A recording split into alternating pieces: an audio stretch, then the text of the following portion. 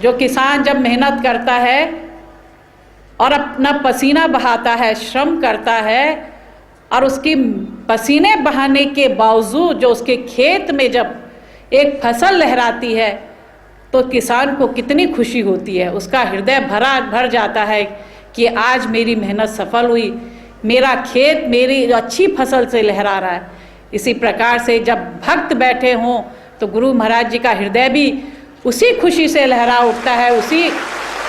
प्रसन्नता से भाव विभोर हो जाता है कि आज मेरे इतने असंख्य भक्त, मेरे इतने असंख्य जो है शिष्य यहाँ पे बैठे हुए हैं। तो आज हम लोग जो है 3 दिन के जो बैसाखी पर्व को मनाने के लिए यहाँ उपस्थित हुए हैं, और 3 दिन जो हम गुरु महाराज जी के सत्संग का जो हम श्रवण करेंगे, तो उस सत्संग को श्रवण करने के बाद उसको हमें अपने जीवन में भी अपनाना है, अपने हृदय में ही आत्मसात करना है और उसको कर्मों में भी ढालना है। ये नहीं कि हम यहाँ आए 3 दिन के लिए, 3 दिन तो खूब सत्संग सुने और 3 दिन के बाद जब अपने घरों की तरफ वापस जाए तो फिर घर गृहस्थी के जंजालों में उलझ जाए और भूल जाए कि गुरु महाराज जी ने हमको क्या सुनाया था, किस मार्ग में चलने की प्रेरणा दी थी, किस मार्ग को अनुसरण करने की हमको शिक्षा दी थी, उन शिक्षाओं को भूल जाएं। सच्चा शिष्य, सच्चा भक्त वही होता है जो जीवन पर्यंत अपने गुरु महाराज जी की आज्ञा में बंधा रहता है, अपने गुरु महाराज जी की आज्ञा रूपी किले के अंदर जो निवास करता है, और उसी आज्ञा रूपी किले के अंदर अपने प्राणों को जब छोड़ता है तो वही भक्त जो है सच्चा शिष्य कहलाने का योग्य होता है। ये तो साधारण सी बात है और जग जाहिर है, सब जानते हैं कि सूरज में जब इतनी रोशनी है, इतनी चमक है, तभी हम सूर्यदेव की उपासना करते हैं। उसका महत्व तभी है कि जब उसके अंदर इतनी रोशनी है। अगर सूर्य के अंदर रोशनी नहीं होती तो लोग उसको क्यों मानते? उसकी महानता उसकी रोशनी के अंदर जो है निहित होती है। चंद्रमा अपनी शीतलता के कारण जाना जाता है। लोग कहते हैं कि देखो उसका स्वभाव ऐसा है जैसे चंद्रमा की शीतलता प्रदान करता है। तो उसका महत्व तभी है जबकि उसके अंदर इतनी शीतलता होती है। एक बगीचे का वो सुंदर बगीचा कब कहलाया जाता है? जब उसमें विभिन्न प्रकार के पुष्प खिले हों, अनेकों प्रकार के, अनेकों रंग रूप के पुष्प खिले हों। अगर कोई बगीचा है और उसमें फूल ही नहीं खिले हों, सूखा बंजर पड़ा हो, झाड़ियाँ निकली हों, वो फूल जो हैं मुरझा के गिर गए हों, टहनियाँ सूख गई हों, तो राह चलता हुआ व्यक्ति कोई जो है उस बगीचे की तारीफ नहीं करेगा। कोई ये नहीं करेगा कि अरे उपवन कितना सुंदर है, कितने सुंदर फूल खिले, बल्कि राह चलता हुआ राहगीर यही कहेगा कि देखो इस बगीचे में तो फूल ही नहीं है। इसी प्रकार से जब नदियां बहती हैं और नदियों के अंदर पानी का वेग रहता है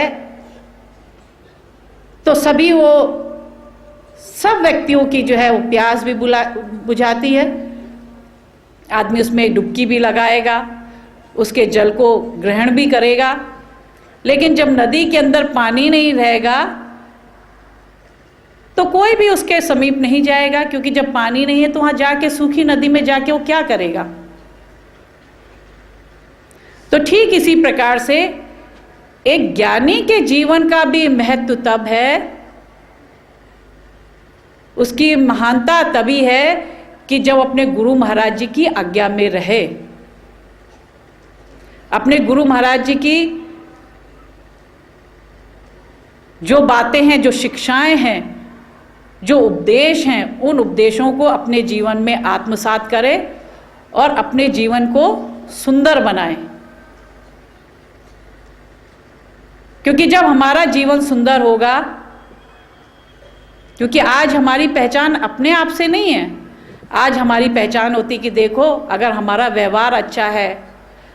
हमारा आचरण अच्छा है, हमारा आहार व्यवहार अच्छा है, तो देखो सब लोग कहते हैं कि देखो वो कितना अच्छा व्यक्ति है, देखो गुरु महाराज जी के वो शिष्य है इसलिए उसका व्यवहार जो है और लोगों से अलग है। तो आज हमारी पहचान हमसे नहीं है बल्कि हमारे गुरु महाराज जी के साथ जो है बंधी हुई है। और जब हमारा व्यवहार अच्छा नहीं होगा, हमारा आचरण अच्छा नहीं होगा, हमारा व्यवहार नहीं अच्छा होगा, तो उसकी चोट भी जो है गुरु महाराज जी तक पहुंचती है। तो हमें अपने जीवन में ऐसे कर्म करने हैं कि जिस प्रकार से इस धराधाम में रह के जो है हम अच्छे कर्म करें, बुरे कर्मों को त्याग करें, तभी हम अपने जीवन को सुधार सकते हैं, अपने इस जीवन को भी सुधार सकते हैं और अपने आने वाले जन्म को भी हम लोग सुधार सकते हैं। जिस प्रकार से राजा भोज एक बहुत बड़े राजा थे, सब चीज था उनके पास, महल था, नौकर चाकर थे, सेनापति थे, कर्मचारी थे, सब कुछ था। और जब राजा भोज का अंतिम समय आया तो उन्होंने अपने सेनापति को बुलाया और कहा कि देखो सेनापति, मेरा अंतिम समय आने वाला है, कुछ समय या कुछ दिनों का मैं मेहमान हूँ और मैं इस दुनिया से चला जाऊँगा, लेकिन मेरी एक इच्छा ये है कि जब मेरे प्राण निकले और जब तुम मेरी अर्थी लेके जाओगे तो मेरी अर्थी में से तुम जो है मेरे दोनों हाथ बाहर निकालना कफन में से, और एक हथेली को सफ़ेद कर देना और एक हथेली को काली कर देना, और पूरे शहर का तुम उसमें चक्कर लगा के तब मुझे शमशान भूमि में ले जाना। तो सेनापति कहता है कि राजन, आप ऐसा क्यों कह रहे हैं? तो राजा भोज कहते हैं कि देखो सेनापति, मैं सारी अपनी प्रजा को ये बताना चाहता हूँ कि चाहे राजा हो या रंक हो, चाहे बहुत बड़ा अमीर व्यक्ति हो या गरीब हो, चाहे कोई उच्च जाति का हो चाहे निम्न जाति का हो, चाहे बड़ा व्यक्ति हो या छोटा व्यक्ति हो, लेकिन एक दिन काल जो है सबके पास आएगा, एक दिन सबको जो है मौत उसको बुलाएगी। और जिस दिन वो जाएगा, चाहे राजा हो, चाहे धनवान व्यक्ति हो, चाहे निर्धन व्यक्ति हो, चाहे ब्राह्मण हो, चाहे ठाकुर हो, चाहे क्षत्रिय हो, चाहे शूद्र हो, चाहे किसी भी वर्ग वर्ण का, किसी भी जाति का हो, एक ना एक दिन उसकी मौत आएगी और वो भी जो है इस संसार से खाली हाथ ही जाएगा, यहाँ से कुछ लेके नहीं जाएगा। चाहे राजा का महल हो या एक गरीब की झोपड़ी हो, वो भी जो है जब इस संसार से जाएगा तो खाली हाथ ही जाएगा। और मैंने इसलिए कहा कि मेरी दोनों हथेलियों को एक सफ़ेद और काली इसलिए करना कि अगर आदमी के साथ जाएगा तो उसके कर्म इसके साथ जाएंगे। उसने अगर अच्छे कर्म किए होंगे, सत्कर्म किए होंगे, तो सत्कर्मों के साथ हो जाएगा, और जिसने बुरे कर्म किए होंगे, दुष्कर्म किए होंगे, वो बुरे कर्म ही उसके साथ जाएंगे। तो ये आज हम सब लोगों के मानव जीवन को एक ये बहुत बड़ी एक सीख मिलती है कि हम लोगों को भी जो एक मनुष्य तन मिला है, जो एक बहुमूल्य चीज प्रभु परमात्मा ने हमारे ऊपर कृपा करी और हमको ये देन दी, तो हम उस मनुष्य तन का, उसकी क्या उपयोगिता है, उसका क्या हम फायदा उठा रहे हैं। ये तो नहीं कि हमने जन्म लिया, बचपन तो खेल कूदने में गुजार दिया, जवानी आई तो घूमने फिरने में,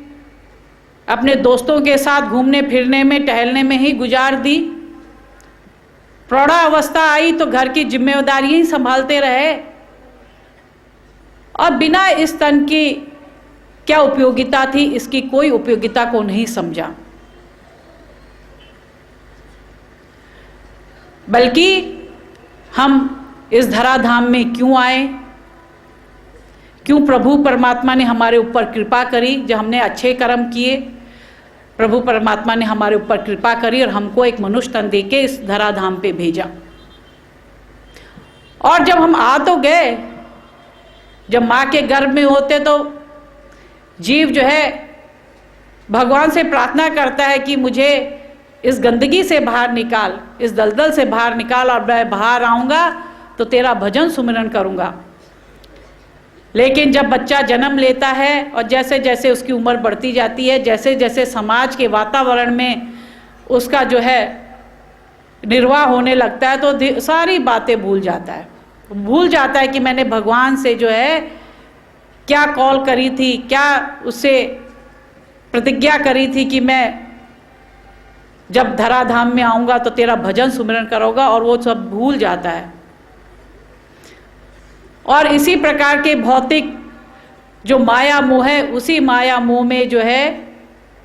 फंस के जो है एक दिन इस संसार से जो है चला जाता है। आज बहुत से लोग जो हैं, जो सेठ लोग होते हैं, उनका सारा जीवन इसी बात में निकल जाता है कि किस प्रकार से अगर मैं लखपति हूँ तो करोड़पति बनूँ, करोड़पति हूँ तो अरबपति बनूँ। एक बिजनेसमैन सारा इसी उधेड़ बुन में लगा रहता है कि अगर मेरी एक फैक्ट्री तो कैसी 2 फैक्ट्री हो, 2 फैक्ट्री हो तो कैसी 3 फैक्ट्री हो, इसी उसमें लगा रहता है। अगर मेरे पास एक घर है तो कैसे 2 घर बन जाए, कैसे 3 घर बन जाए, इसी उधेड़ बुन में लगा रहता है। और समय के महान पुरुष, समय के सद्गुरु, संत महात्मा इस संसार में आते हैं और उनको समझाने की चेष्टा करते हैं, कोशिश करते हैं, लेकिन उनके समझ में नहीं आता, क्योंकि उस समय तो उनको एक ही उधेड़ बुन है कि कैसे हम धनाढ्य बने, सबसे हमारा कैसे नाम जो है संसार के जो है बड़े उद्योगपतियों में, बड़े जो है रिचेस्ट मैन जो होते हैं उनकी सूची में आए, ऐसे इसी उधेड़ बुन में लगे रहते हैं। और इसी में जो है एक दिन काल आता है, उनके प्राणों को हर के ले जाता है, और आदमी ऐसा ही बिना ज्ञान को प्राप्त करे अज्ञान ही इस संसार से चला जाता है। और फिर जब बिना ज्ञान के जब आदमी संसार से जाएगा तो फिर उसकी फिर वही दशा होगी, फिर 84 लाख योनियों में भटकना पड़ेगा। अच्छे कर्म किए थे तो मनुष्य तन मिला था, इस मनुष्य तन पाके भी जो है भगवान को नहीं भजन सुमिरन किया, साधु संतों की सेवा नहीं करी, तो फिर न जाने किस योनि में भटकना पड़े। पशु की योनि मिले कि कीट पतंगों की योनि मिले कि जानवरों की योनि मिले, किस चीज़ की योनि में मिले। 84 लाख योनियां बताई हैं, उसमें भटकते भटकते जो है आदमी जो है इसी में जो है फंस जाता है। और फिर क्या दशा हो जाती है, उसी एक सेठ व्यक्ति की तरह, जिस प्रकार से एक सेठ व्यक्ति था अपने बिजनेस को ही बढ़ाने में लगा रहा। जब साधु संत कहते थे ज्ञान प्राप्त कर लो, तो कहते थे कि महात्मा जी अभी तो बिजनेस को बढ़ाना है, अभी फुर्सत नहीं है। पुराने समय की बात है, ऐसे ही अपने बिजनेस के संबंध में एक शहर से दूसरे शहर जा रहे थे, जंगल आया, बीच में डाकू आए, डाकुओं ने जो है धन भी ले लिया और सेठ को भी मार दिया। धन लेके तो डाकू चले गए और सेठ की जो है बॉडी वहीं जंगल में, लाश वहीं पड़ी रह गई। जब कई दिन पड़ी रह गई तो जंगल के भेड़िया भी उसको खाने के लिए आए, जंगली जानवर भी उसको खाने के लिए आए। तो आकाश से आकाशवाणी होती है कि जानवरों, इस जीव की जो है शरीर को मत खाओ, क्योंकि ये शरीर जो है तुच्छ शरीर है, क्योंकि इसने मनुष्य तन लेके भी ज्ञान को प्राप्त नहीं किया। इसको ईश्वर ने कितनी सुंदर आंखें दी, लेकिन इसकी आंखों ने कभी किसी सद्गुरु के दर्शन नहीं किए। इसको भगवान ने कितने सुंदर कान दिए थे, लेकिन इस सेठ ने कभी भी उन कानों से जो है सत्संग का श्रवण नहीं किया। इसको कितना सुंदर जो है वाणी दी थी, लेकिन उस वाणी का सदुपयोग कभी भी इसने जो है सत्संग के द्वारा या अपने गुरु महाराज जी की बढ़ाई में इसने नहीं उसको उपयोग किया।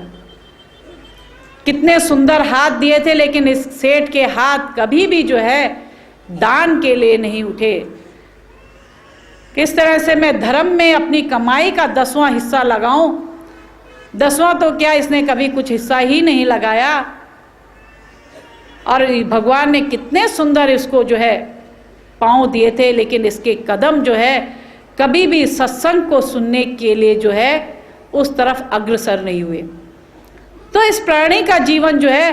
तुच्छ है और तुम्हारे खाने योग्य नहीं है। तो बताइए, ये दृष्टांत है जो दिए गए हैं, लेकिन इस दृष्टांत के अगर हम इसके रहस्य की तरफ जाए तो अगर हम विचार करें, मनन करें,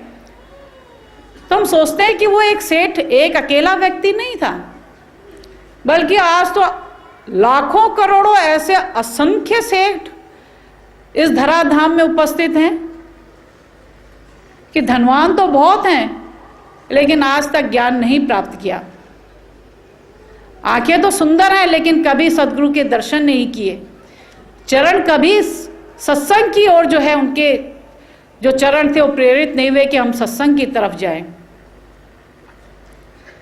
हाथ कभी दान के लिए नहीं उठे, कानों ने कभी सत्संग का श्रवण नहीं किया। तो आज असंख्य ऐसे जीव भी इस धराधाम में हैं कि जो मनुष्य तन को प्राप्त करके भी जो है इस ज्ञान को उन्होंने अभी तक नहीं जाना। आज देखो, महात्मा जी बता रहे थे 1155 जो जिज्ञासु थे उन्होंने ज्ञान की दीक्षा ली। तो आज सही अर्थों में आज उनका जन्म हुआ है। एक जन्म तो वो होता है जब माँ के गर्भ से जन्म लेते हैं, लेकिन जो सच्चा जन्म होता है वो तब होता है जब हम ज्ञानी गुरु की कृपा से, उनके आशीर्वाद से जो हम ज्ञान प्राप्त करते हैं, तब हमारा जो है सही जन्म होता है। कल भी उपदेश होगा, कल भी हजारों लोगों को, कई लोगों को जो है उपदेश होगा। तो लोगों ने जब सत्संग सुना, ज्ञान की चर्चा सुनी, तो उनके हृदय में भी जिज्ञासा उत्पन्न हुई कि भाई जो गुरु महाराज जी बता रहे हैं, संत महात्मा बता रहे हैं जिस ज्ञान के बारे में, उस ज्ञान को हम भी प्राप्त करें। वो ज्ञान जो अर्जुन ने भगवान श्री कृष्ण से कुरुक्षेत्र के मैदान में प्राप्त किया था। आज तो हम गीता पढ़ लेते हैं, बहुत से लोग जो है रोज सुबह उठ के गीता का पाठ करते हैं, लेकिन अगर उनसे पूछा जाए कि भाई वो गीता का पाठ तो पढ़ रहे हो रोज, लेकिन जो भगवान श्री कृष्ण ने अर्जुन को जो ज्ञान दिया था, उस ज्ञान के बारे में भी जानते हो, उसको भी कभी जानने की इच्छा करी? तो कहते नहीं भाई, हमने तो जाना नहीं, लेकिन हमारा तो यही है कि रोज उठो, सुबह उठ के गीता पढ़ लो, तो सोचते इसी में मुक्ति हो जाएगी। कोई व्यक्ति सोचता है कि अगर हमने गंगा जी में स्नान कर लिया तो हमारी मुक्ति हो जाएगी। कोई सोचता है कि हमने चारों धाम की यात्रा कर ली तो मुक्ति हो जाएगी।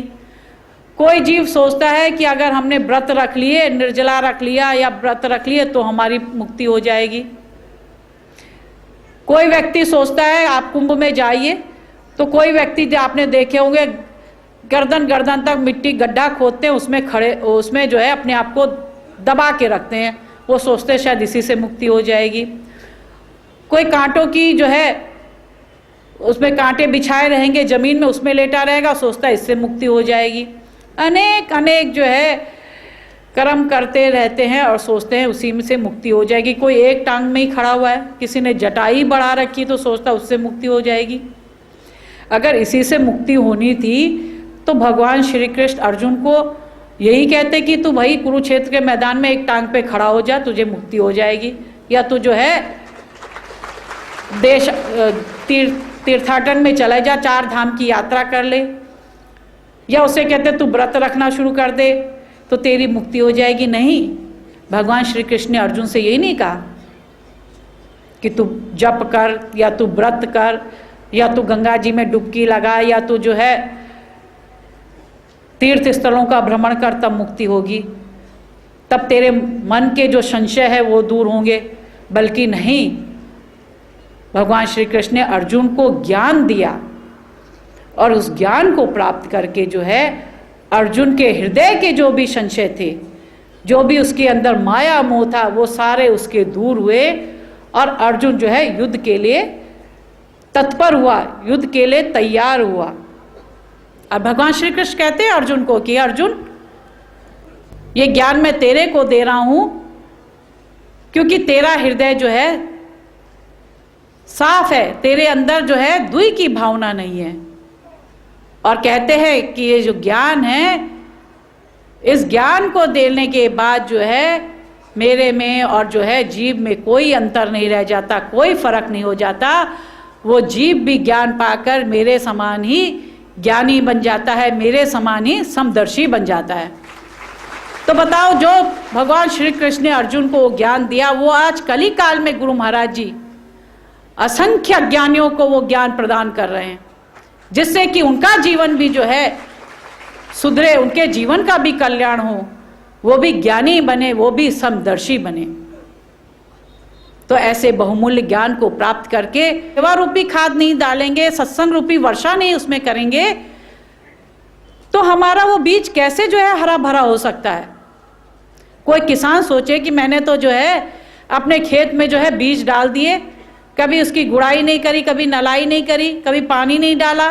कभी उसकी देखभाल नहीं करी, कभी जानवरों से नहीं बचाया, तो कभी उस किसान के खेत में कभी फसल लहरा सकती है, कभी नहीं लहरा सकती। वो बीज तो वहीं पे जो है समाप्त हो जाएगा। तो ठीक इसी प्रकार से अगर हमने भी ज्ञान को प्राप्त किया और हमने भी जो है भजन सुमरन नहीं किया, गुरु महाराज जी की सेवा नहीं की, उनके दर्शन नहीं किए, सत्संग का श्रवण नहीं किया, तो हमारे बीज की भी वही दशा हो जाएगी कि उसका जो है उससे हमारा फिर कोई कल्याण नहीं हो सकता, वो तो वहीं सूख जाएगा। तो जो ज्ञान आपने प्राप्त किया है, उस ज्ञान को हरा भरा करने के लिए सबसे अधिक आवश्यकता होती है सेवा की, भजन की, सुमिरन की, गुरु महाराज जी के दर्शनों की जो है, और उनके सत्संग के श्रवण करने की। तो आप लोग बहुत दूर दूर से यहाँ आए हैं और जो लक्ष्य लेके आए हैं, वो लक्ष्य तभी सफल होता है कि जब हम लोग गुरु महाराज जी की आज्ञा में रहें। जिस प्रकार से धनी व्यक्ति का एक लक्ष्य होता है कि मैं बहुत धन अर्जन करूं, बिजनेसमैन का एक लक्ष्य होता है कि मैं अपने बिजनेस को जो है आगे बढ़ाऊं, तो इसी प्रकार से एक सच्चे भक्त का एक लक्ष्य होता है कि मैं जीवन पर्यंत जो है अपने गुरु महाराज जी की आज्ञा में रहूं। और लक्ष्य तभी सफल होता है कि जब हम गुरु महाराज जी के बताए हुए मार्ग का अनुसरण करेंगे। जिस मार्ग पे गुरु महाराज जी चल रहे हैं, जिस मार्ग पे चलने का गुरु महाराज जी हमें निर्देश देते हैं, आदेश देते हैं, उस निर्देशों का, उस आदेशों का हमने जो है पालन करना है, तभी हमारा जीवन जो है सार्थक हो सकता है, सफल हो सकता है।